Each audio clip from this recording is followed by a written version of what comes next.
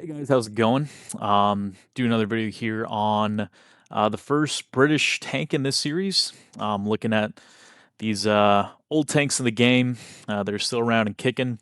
And this time we're looking at the FV215B Tier 10 British heavy tank. The very first one.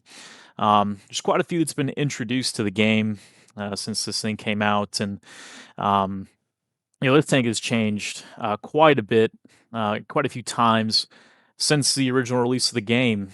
This was the first British Tier 10 Heavy, one of three Tier 10 Heavy tanks in the game when the game came out.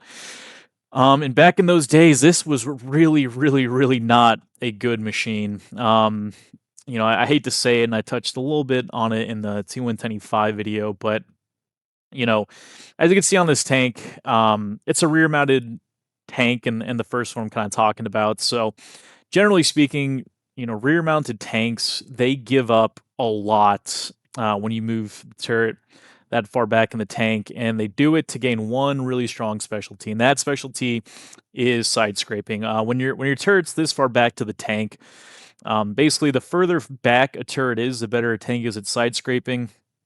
And the further forward a turret is on a tank, the better it is at kind of playing hold down and peeking, right? So this tank is really a specialty machine. You're gonna see on this first game here. This wasn't a spectacular game. I did pretty well. And you're really going to see the gun too, which we're going to talk about here in a second. But I really wanted to show off this thing's armor, and when you do side scrape, and enemies, you don't have to worry about artillery as much, or enemies spamming high explosives or ridiculous heat rounds. And speaking of high explosive, I knew this was going to hurt. What was that, like 800 damage almost from the Sturm Tiger? Oh, that thing is. I hate fighting those things, but side scraping, rear mounted turrets. It's the bread and butter of this tank. When you get to do it, it's so much fun. But when the tank first came out, you couldn't side scrape, and if you didn't know, you might be asking yourself, well, why couldn't you do that? The problem with this tank when it came out, it didn't have enough side armor. I believe it was 51 millimeters. And the way the game works, um, the caliber of guns shooting at you in relation to the thickness of the armor has a big impact on how the armor actually performs. So with 51 millimeters, any gun that is 102 millimeters or caliber greater gets partial overmatching, where it can't automatically ricochet. And then cannons that are 3 times that thickness, so 153 or up, those guns will completely overmatch and just go right through, right? So with 51 millimeters, every single tank at this tier, with the exception of a few with 100 millimeter guns, they could partially overmatch your side armor. And what that means is they won't auto ricochet, and they'll roll against the actual thickness. And no matter how much you angle 51 millimeters, it just really wasn't going to be enough. So you would get penned in the side consistently when you're trying to side scrape, which is a real problem when you have a rear mounted turret, because you also can't really play that well on hilly terrain where you have to rely on gun depression. And you can't peek corners. You have to side scrape around corners to use your armor kind of effectively. So, this tank was a really weird spot. It wasn't designed well. Combine that with the fact that the fuel tanks of this tank, and this has been a problem for a very, very long time, and still is in a way, they're located right at the front, and so is the ammo rack. So the obvious weak spot of this tank, like many, is the lower plate right at the front. So you will consistently take shots in the front that damage your ammo rack, damage your fuel tanks, or set you on fire, or sometimes even both. And it's really frustrating. It really just didn't feel like a good heavy. You couldn't really play like a heavy in a lot of ways. And this poor Sturm Tiger here, man. Um, you couldn't play like a heavy, and you had this gun and this tank with a lot of health, but it had ineffective armor. And if you played it back in those days, your best bet, unfortunately, is playing second line or even sniping with it. And at that point, why are you even playing a heavy tank, right? You may as well just go play mediums or tank destroyers. And it really suffered for that. The one thing it did have going for it, since the tank layout wasn't very good and the armor was largely ineffective, was you had pretty much the best tier 10 tank gun in the game. This 120 millimeter gun had crazy DPM. I don't know the exact rate of fire at launch. I know it was more than 6 rounds a minute, maybe like 645 or 667, somewhere in that realm. So you had a better gun than E5 in terms of gun handling and DPM, right? So still 400 alpha damage on the 120 mil. Um, Steel wall, 5,000 damage blocked. I mean, 4.5k damage basically. It's not bad, but 5,000 damage blocked. Steel wall, 15 hits received. I mean, when you get to play this thing like it's meant to be played, it's pretty great these days, and we'll get to those changes that allow you to do it.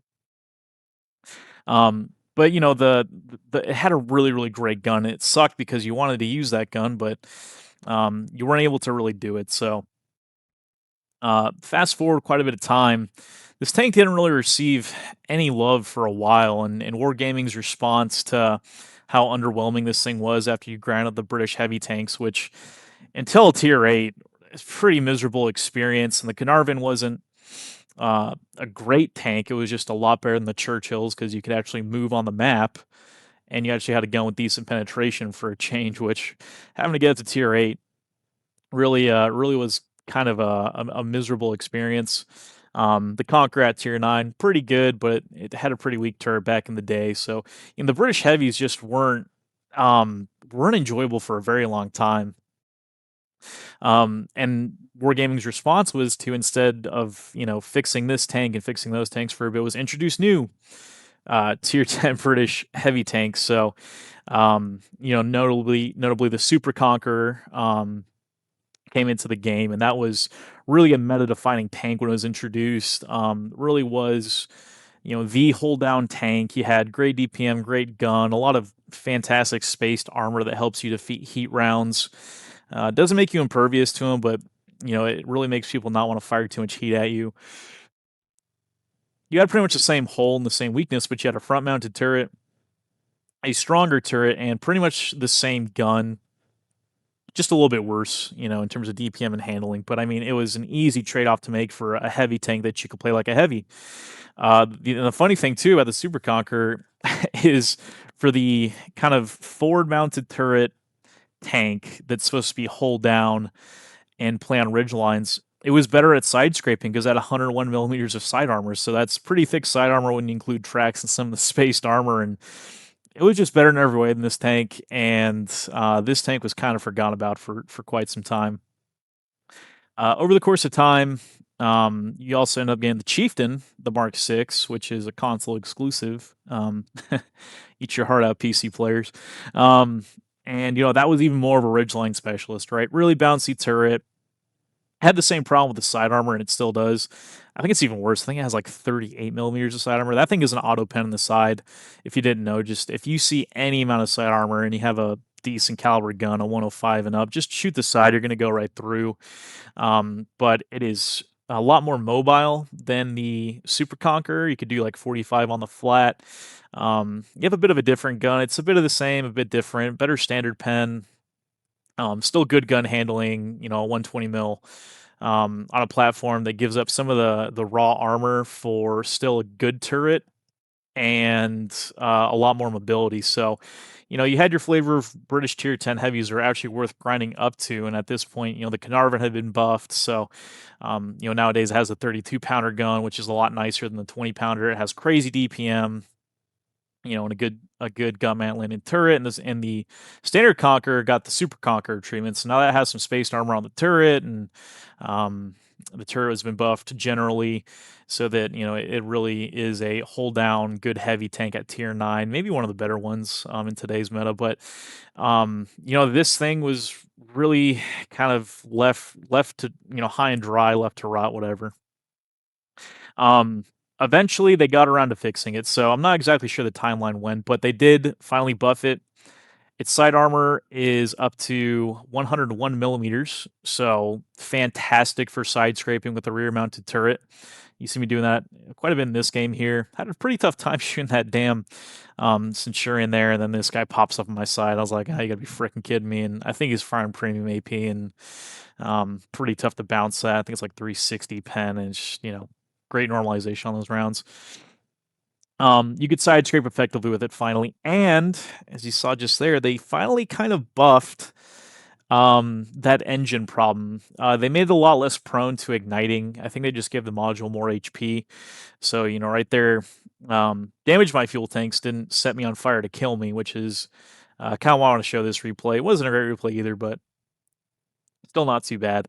And on top of that, they gave it some soft stat buffs to its gun, I believe.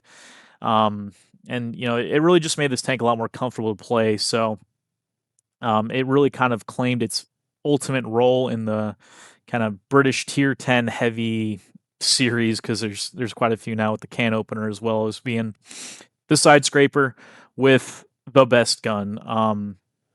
This gun right here is a laser beam, very similar to the E5s. I think the handling is a bit better. The DPM is a bit better as well.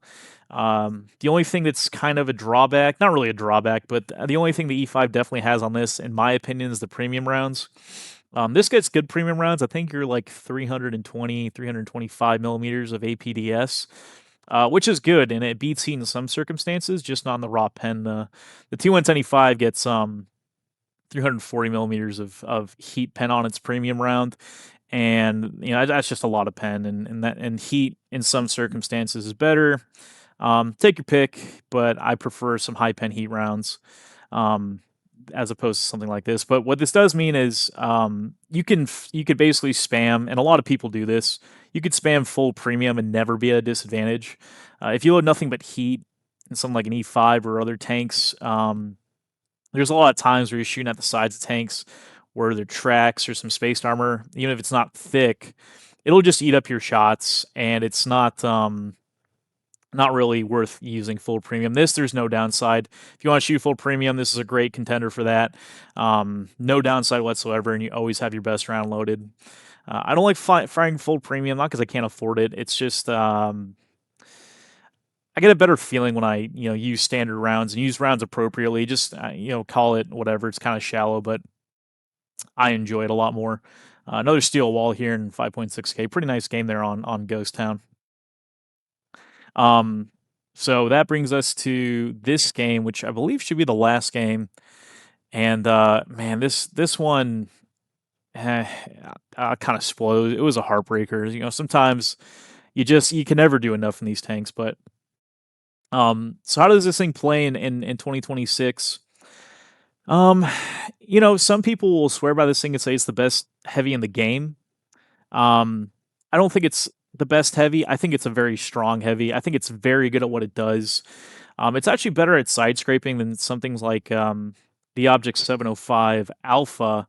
That tank has a problem with shots that go low into its tracks and beneath that spaced armor at the top of its hull. I'm not exactly sure what it is, but that thing has 100 millimeters of side armor as well. But shots, unless you present your side armor like an auto pen angle, for some reason shots just seem to always pen the sides, which is really frustrating in that tank. It's supposed to be great at side scraping. You shouldn't have to be so worried to present your side armor at a perfect angle at all times. But this thing, you can aim over your inside track when you're side scraping and then just dish out punishment. And similarly, E5, this gun, it's a world beater, man. This is one of it's. I don't think it's really a debate. One of the best tier 10 tank guns in the game, and similarly, five. When those global accuracy nerfs kind of came into play, this thing it doesn't really feel any different. You didn't need steady aim on this thing for that 10% stacking accuracy bonus before. It was just unnecessary because this thing is so good. And while like a lot of other tanks that are less accurate definitely feel that accuracy nerf, this thing's a laser, man. You shoot on the move, you snipe cupolas. You saw some good snipes in that first game. And it's just it does what you want it to do. It'll rarely let you down. So I mean, the firepower on this tank is nothing to be scoffed at. You have crazy good DPM. It got that 120 millimeter 440 alpha buff, which again was just totally unnecessary. Just made these tanks kind of stronger.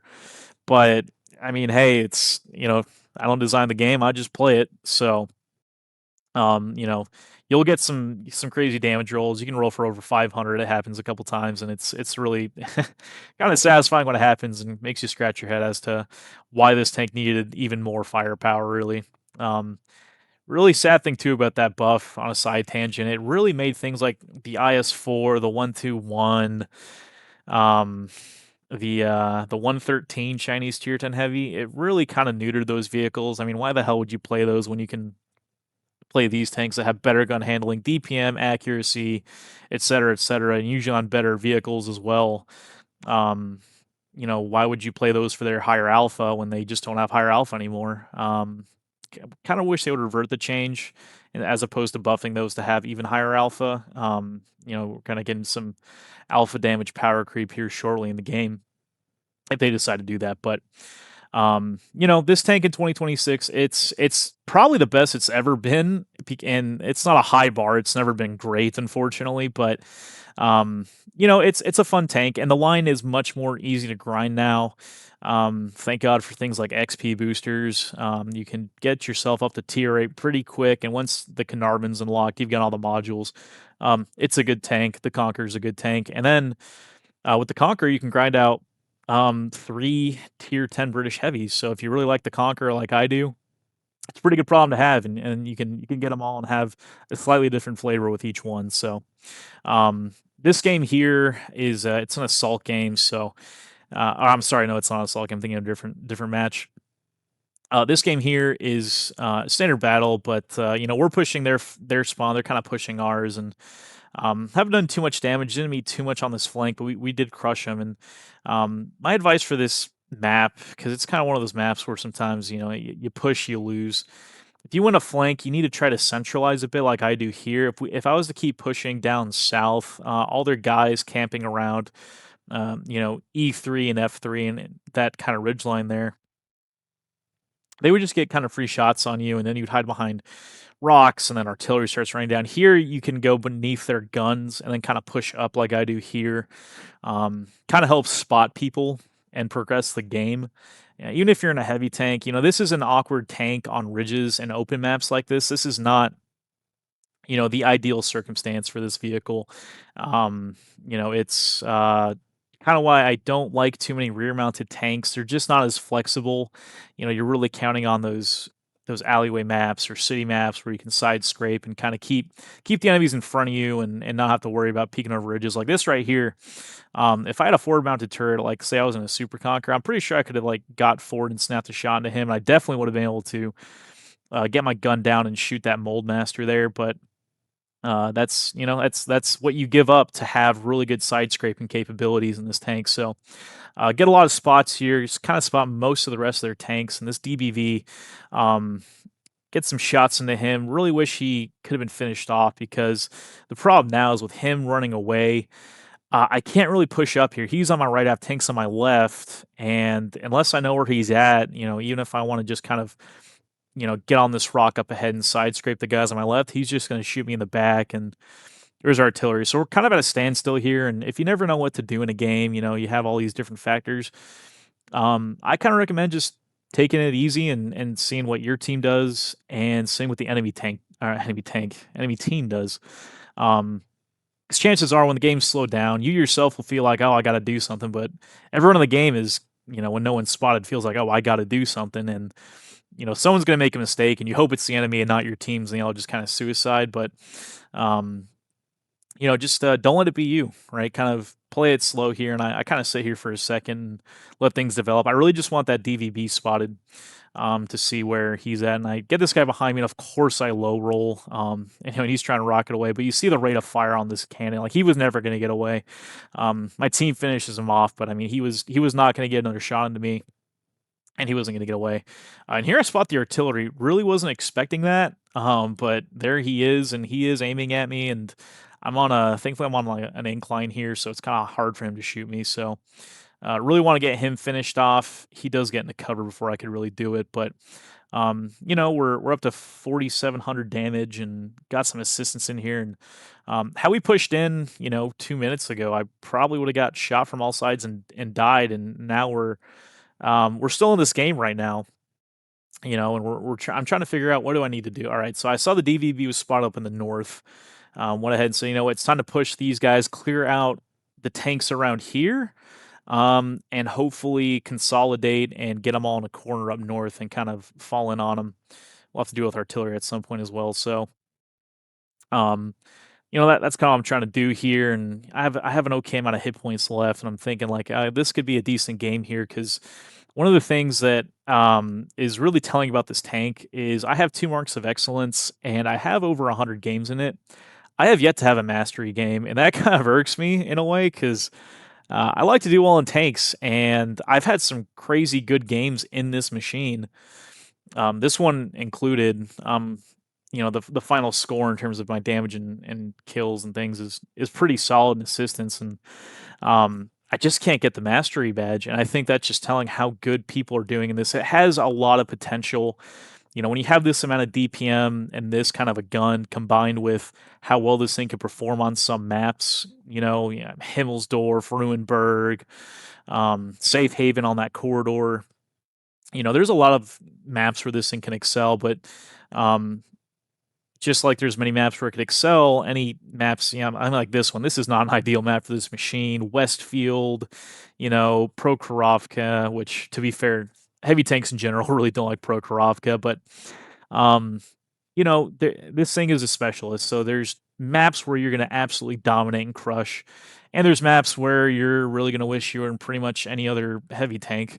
But that's it's good for the game to have tanks. I don't think every single tank should be a jack of all trades because that takes away from the uniqueness and some of the character of the different nations and what they specialize in. So, um, overall, I really do think it's a good tank. I would absolutely recommend it. I think if you're on the Conqueror and you're trying to decide, do I want the Super Conqueror? Do I want the Chieftain? Or do I want the FV215B?